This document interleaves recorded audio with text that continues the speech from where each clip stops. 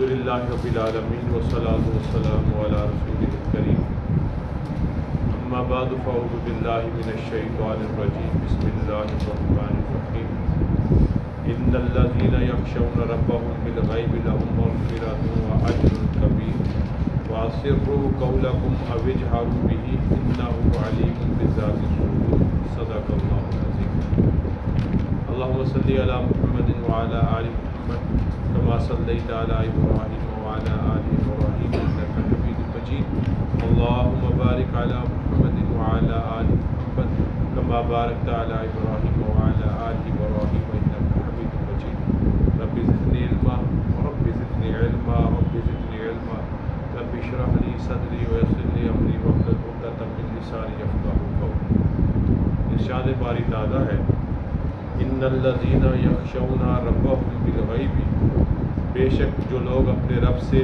بن دیکھے ڈرتے ہیں لہم مغفرۃ واجر کبیر ان کے لیے بخشش اور بڑا اجر ہے۔ پچھلی آیات میں اللہ تعالیٰ نے جہنمیوں کا منکرین کا تذکرہ کیا تھا اور ان کے حوالے سے اللہ نے یہ فرمایا تھا کہ ایسے لوگ جو گناہ کا اقرار کریں گے نافرمانی کریں گے ان کے لیے ایسے دوستیوں پر جہنمیوں پر اللہ کی پھٹکار ہوگی۔ اس آیت مبارکہ میں اللہ تعالیٰ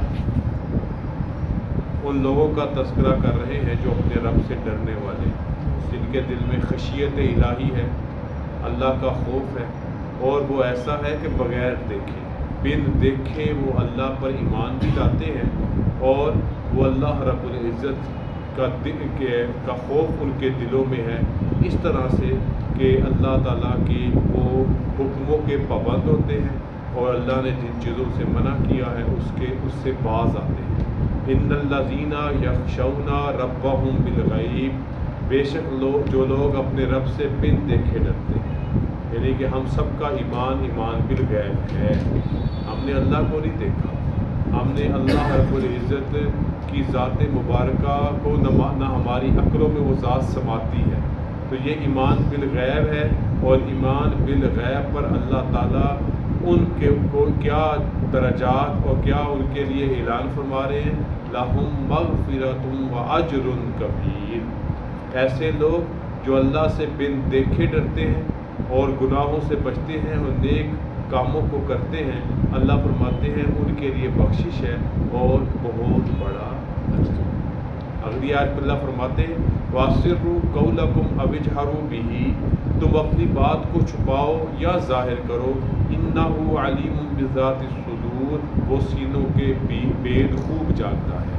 یہاں پہ اللہ تعالیٰ اپنی ایک صفت کو بیان فرما رہے ہیں، جس صفت کو اللہ نے الفاظ سے تعبیر کیا علیم بذات الصدور۔ اللہ تعالیٰ سینوں کے رازوں میں جو کچھ سینوں میں چھپا ہوا ہے اس کو خوب جانتے ہیں، لہٰذا اگر تم اپنے رب سے اس لیے ڈرتے ہو کہ تم سمجھتے ہو کہ ہمارا اللہ پر ایمان ہے، تو اللہ اس ایمان کو تمہارے سینوں میں چھپا ہوا ہے خوب جانتے ہیں، اور اسی کو اللہ نے پہلے بیان کیا وَأَسِرُّوا قَوْلَكُمْ أَوِ اجْهَرُوا بِهِ، تم اپنی بات کو چھپاؤ یا ظاہر کرو، چاہے اس کا تعلق ایمانیات کے ساتھ ہو، احکامات کے ساتھ ہو، اچھی اور بری بات کے ساتھ ہو، اچھی یا بری نیت کے ساتھ ہو، اللہ تعالیٰ ہر چیز کو جاننے والے ہیں۔ ارشاد باری تعالیٰ ہے آیت نمبر 14 میں اَلَا يَعْلَمُ مَنْ خَلَقَ، بھلا وہ نہیں جانتا جس نے سب کو پیدا کیا۔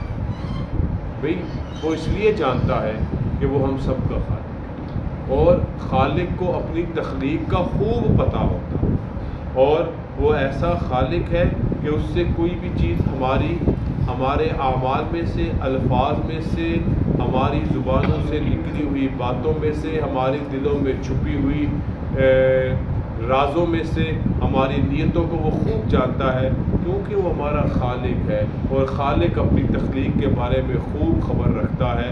وَهُوَ اللَّطِيفُ الْخَبِيرُ، وہ بڑا باریک بین اور خبر۔ ارشاد باری تعالیٰ ہے هُوَ الَّذِي جَعَلَ لَكُمُ الْأَرْضَ ذَلُولًا فَامْشُوا فِي مَنَاكِبِهَا وَكُلُوا مِن رِزْقِهِ، وہی تو ہے، وَهُوَ الَّذِي، وہی تو ذات ہے جعل لکم الارض، جس نے بنایا تمہارے لیے زمین کو ذلولا نرم، یعنی بچھا ہوا بنایا، جس پہ ہم چل سکتے ہیں، جس پہ ہم کھیتی باڑی کر سکتے ہیں، جس پر اپنی ضروریات کو پورا کر سکتے ہیں، جس پر ہم اپنے فوائد کو سمیٹ سکتے ہیں۔ اور پھر اللہ فرماتے ہیں فَامْشُوا فِي مَنَاكِبِهَا، سو تم اس کے راستوں پر چلو پھرو۔ اللہ نے زمین کو تمہارے لیے ممکن بنایا ہے کہ تم اس پہ چل پھر سکتے ہو۔ تو اس کا ایک معنی یہ ہے کہ اللہ تعالیٰ نے اس زمین کو تمہارے لیے، تمہارے چلنے کے قابل بنایا، آسان بنایا۔ ایک معنی یہ ہے کہ زمین کی کشش نے، اس کی قوت کشش نے تمہیں زمین پہ ٹھہراؤ دیا، اور اس کا ایک معنی یہ ہے کہ تم اس زمین پر اس طرح سے چلتے ہو کہ تمہیں ذرا برابر بھی اس میں کوئی گرنا، گر کے پھر برباد ہونا، نقصان ہوتا تمہیں نظر نہیں آئے گا۔ تمہارے لیے اللہ نے اس زمین پہ راستے بنا دیے ہیں۔ مناقب کا ایک معنی پہاڑ بھی بیان کیے گئے ہیں کہ انسان ایسا ہے کہ پہاڑوں کی بلندیوں کو بھی عبور کر لیتا ہے، اور یہ بھی اللہ ہی کی قدرت ہے جس نے اس پر بھی چلنے پر انسان کو قادر بنایا۔ پھر اللہ فرماتے ہیں وَكُلُوا مِن رِزْقِهِ، اور اللہ کے رزق سے کھاؤ، یعنی اللہ نے تمہارے لیے پوری زمین میں طرح طرح کے رزق کو سمیٹ کے رکھ دیا ہے، اور تم اس کے رزق میں سے، اس کے دیے ہوئے خزانوں سے فائدہ اٹھاؤ۔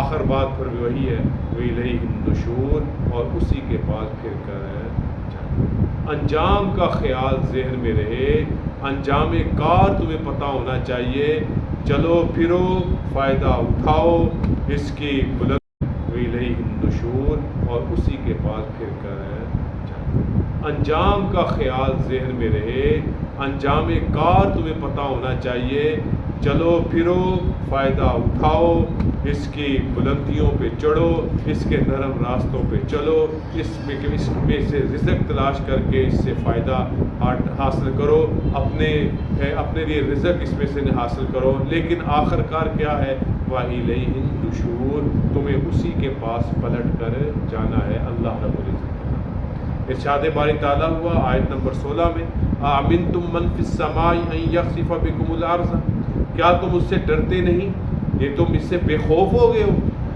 جو آسمان میں ہے، أَن يَخْسِفَ بِكُمُ الْأَرْضَ، کہ تمہیں زمین میں دنسا دے، فَإِذَا هِيَ تَمُورُ، بس یکا یک وہ لرزنے لگے۔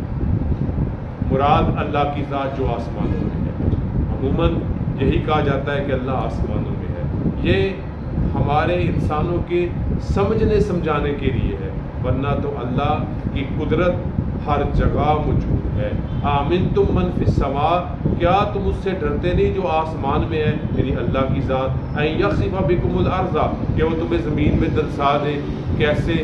جب تمہاری حرکات حکم الہی کے خلاف ہو جائیں، یا وَإِلَيْهِ النُّشُورُ والا معاملہ ہو جائے، یعنی جب تم سب پر قیامت برپا کر دی جائے اور تمہیں زمین میں دنسا دیا جائے، فَإِذَا هِيَ تَمُورُ، اور بس یکا یک وہ لرزنے لگے۔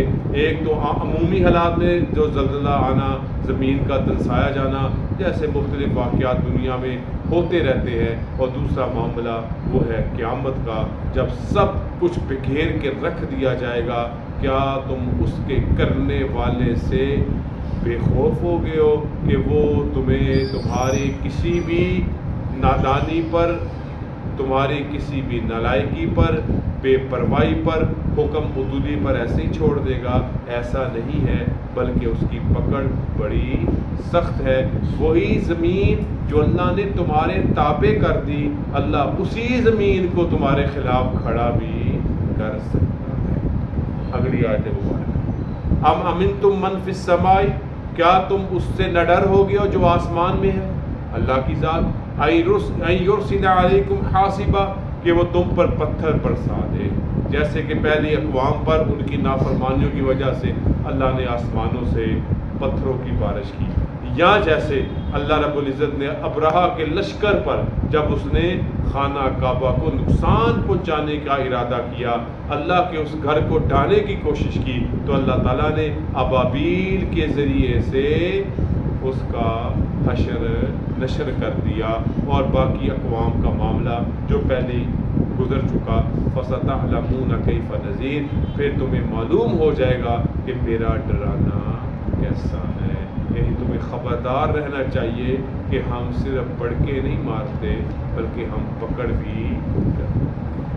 ارشاد باری تعالیٰ وَلَقَدْ كَذَّبَ الَّذِينَ مِن قَبْلِهِمْ اور ان سے پہلے لوگ بھی جھٹلا چکے ہیں. جیسے ابھی میں نے عرض بھی کیا کہ اس سے پہلے جن اقوام نے اللہ کی نافرمانی کی، اللہ کو جھٹلایا، اللہ کے انبیاء اور اللہ کے مرسلین کے حوالے سے غلط باتیں کی، ان کو جھٹلایا، ان کا مذاق اڑایا. فَكَيْفَ كَانَ نَكِيرٌ پھر ہماری ناراضگی کا کیا نتیجہ. پھر ہم جب ان سے ناراض ہوئے تو ہم نے عاد، سمود، فرعونیوں کے لشکر اور حضرت صالح علیہ السلام کی قوم، کتنے ہی ایسے واقعات سے تاریخ بڑھی ہوئی ہے جب ہم نے ان کو تہس نہس کر کے ارشاد باری تعالیٰ اولم یروا الی الطیر کیا انہوں نے اپنے اوپر پرندوں کو پر کھولتے ہوئے نہیں دیکھا. فوقہم اپنے اوپر صافات یعنی کہ انہوں نے پر کھولے ہوئے ہیں. ویقبضن کبھی وہ پر سکیڑ لیتے. اللہ بتا رہے اپنی قدرت کی نشانی. وہ کیا آسمان کے پرندوں کی طرف نہیں دیکھتے کہ ہم نے ان کو ہوا میں معلق رکھا ہے. کبھی اپنے پروں کو پھیلا کر ہواؤں میں اڑتے ہیں، کبھی اپنے پروں کو سکیڑ کر سمیٹ کر پھر بھی اللہ نے ان کو ہواؤں میں قرار دیا ہوا ہے، اڑنے کے قابل بنایا ہے. یہ سب کچھ کرنے والا کون ہے؟ اگلے اس آیت کے حصے میں بیان ہوا ما یمسکہن الا الرحمن جنہیں رحمان کے سوا کوئی نہیں تھام رہا. یہ سارا کا سارا نظام اگرچہ اسباب کے تابع ہے لیکن اس اسباب کو پیدا کرنے والی ایک ذات ہے اور وہ اللہ رب العزت. یقیناً پرندے اپنے پروں کے بل بوتے پہ اڑ رہے ہیں، پروں کو پھیلا کر اور سمیٹ کر بھی. یہ ان کی اپنی پروں کی ہی وجہ سے ہے، لیکن ان پروں میں کس نے طاقت پیدا کی کہ وہ آسمان پہ قرار پکڑے ہوئے ہیں؟ وہ صرف کون ہے؟ اللہ رب العزت کی ذات ہے. انہ بکل شیء بصیر بے شک وہ ہر چیز کو. ارشاد باری امن ھذا الذی ہوا جند لکم ینصرکم من دون الرحمن بھلا وہ تمہارا کون سا لشکر ہے. یعنی بتانا اللہ کیا بتانا چاہ رہے ہیں، اللہ کے مقابلے میں تمہیں کون سی امداد آئے گی، کون سی تمہیں لشکر پہنچے گا جو تمہیں رحمان کے مقابلے میں تمہاری مدد کرے. ینصرکم من دون الرحمن جو تمہاری مدد کرے گا اللہ کے علاوہ، رحمان کے علاوہ. اللہ یہاں پہ یہ بتانا چاہ رہے ہیں کہ جب اللہ اپنی قدرتوں کا مظاہرہ فرمائے کسی بھی صورت میں، چاہے وہ تائید اور نصرت کی صورت میں ہو، تو پھر کوئی بھی اس کے مقابل نہیں ہو سکتا. اور اگر یہی اللہ تعالیٰ اپنی قدرت دکھائے تمہیں تباہ و برباد کرنے میں، ینصرکم من دون الرحمن رحمان کے علاوہ تمہاری کون مدد کرے گا؟ اور یقیناً کوئی بھی، چاہے وہ تائید اور نصرت کی صورت میں ہو تو پھر کوئی بھی اس کے مقابل نہیں ہو سکتا. اور اگر یہی اللہ تعالیٰ اپنی قدرت دکھائے تمہیں تباہ و برباد کرنے میں، ینصرکم من دون الرحمن رحمان کے علاوہ تمہاری کون مدد کرے گا؟ اور یقیناً کوئی بھی رحمان کے مقابلے میں مدد نہیں کر سکتا. جیسے ہم کیا کہتے ہیں کہ قدرت کا مقابلہ نہیں ہو سکتا. سیلاب آ جائے، طوفان آ جائے، زلزلہ آ جائے، اس کا مقابلہ، اس کے نقصانات اثرات کو تو انسان اپنی حکمت عملی سے سمیٹ سکتا ہے لیکن ان کو روک بھی نہیں سکتا اور ان کا مقابلہ بھی نہیں کر سکتا. تو اللہ فرما رہے ہیں اس رب کی تابع داری کر لو، اس رب کی فرما برداری میں آ جاؤ، وہی تمہارا خالص مددگار ہے، اس کے علاوہ کوئی بھی.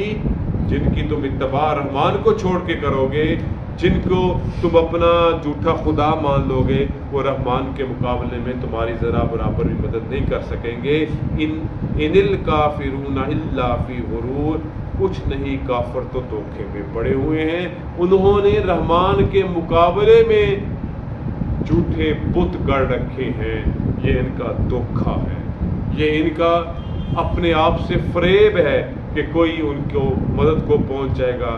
صرف رحمان ہی ہے جو اپنے بندوں کی مدد کے لیے ہے، رحمان کے مقابلے میں کوئی بھی کسی کی مدد کرنے کے قابل نہیں ہے۔ تو آج کی آیات میں اللہ رب العزت ہمیں اپنی طرف متوجہ فرما رہے ہیں کہ وہی رحمان ہے جس نے سب کچھ تمہارے لیے پیدا کیا، تم اسی کے تابع فرمان ہو جاؤ، تم اپنے آپ کو اسی کے اتباع اور اسی کی اطاعت میں لے آؤ تو یقیناً تم کامیاب ہو، ورنہ تم اگر نہیں لاؤ گے، انکار کرو گے تو تم کافروں کی طرح اپنے آپ کو دھوکے میں اور فریب میں رکھا ہوا ہے۔ اللہ تعالی ہمیں ان باتوں کو سمجھ کر ایمان اور اعمال صالحہ والی زندگی نصیب فرمائے۔ وآخر دعوانا الحمدللہ رب العالمین والصلاة والسلام علی رسول اللہ۔ ربنا آتنا فی الدنیا حسنۃ وفی الآخرۃ حسنۃ وقنا عذاب النار۔ ربنا اغفر لنا وارحمنا وانت مولانا فانصرنا على القوم الکافرین۔ اللهم انا نسألك العفو والعافیہ فی الدین والدنیا والآخرہ۔